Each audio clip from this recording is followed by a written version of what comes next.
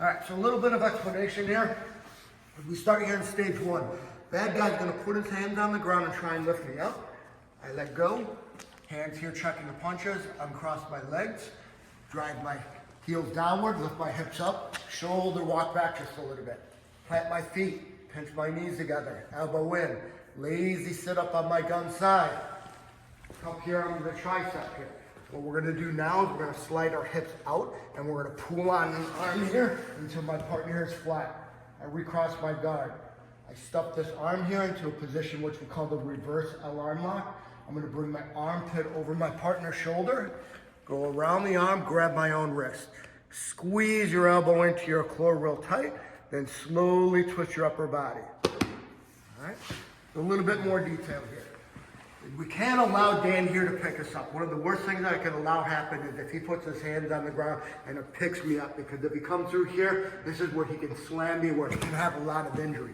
So I have to be able to read that. So when he starts to pick me up here, it's boom, I hold him a little bit, but I uncross my legs, drive my heels downward, and I'm checking for these punches. Very important there that I get my hips off of the ground, because I have to shoulder walk back here a couple inches here just to clear the gun belt. All right, now my feet go down.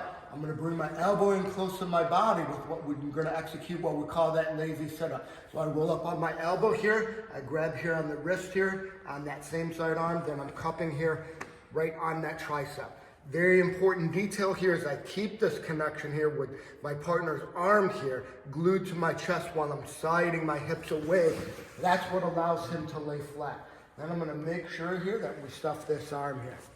All right, very important detail here is I need to be able to reach my own arm. So I put my armpit over here over my partner's shoulder, go around the arm, and then I'm grabbing my own wrist. And this is where we get that lock real deep, is when we're squeezing our elbows in close to our toe, and then we just slightly start moving our upper body.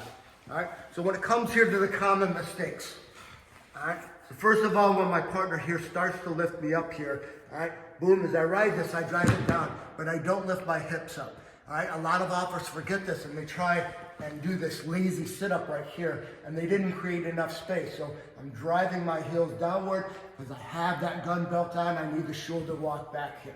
All right, next common mistake is we bring our elbow in and we do the lazy sit-up. A lot of officers will go underneath the arm. That's not going to set up the lock. And I want to make sure I'm going over the arm here, and then I'm grabbing right here on the tricep. With my opposite hand here is I'm grabbing here right on top of my partner's wristwatch. Okay, a lot of officers will start grabbing up high, so I pretend that my partner's got a wristwatch and I'm grabbing right on the face of that wristwatch. Now these will be some of the biggest mistakes here that we're going over next. There's a lot of officers, they will fail to slide their hips out and they'll just pull that bad guy right on top of him. All right, this takes a lot of leverage away from the lock, which makes this as effective as when I'm sliding my hips out this way while I'm pulling, and that's where he flattens out. All right, so we recross our legs here. All right, biggest mistake here that you're going to see officers fail to do is bring the armpit over the shoulders. They'll try and reach their own hand here and they can't reach. We need to make this arm longer, so we put our armpit over the shoulder and then we go around here.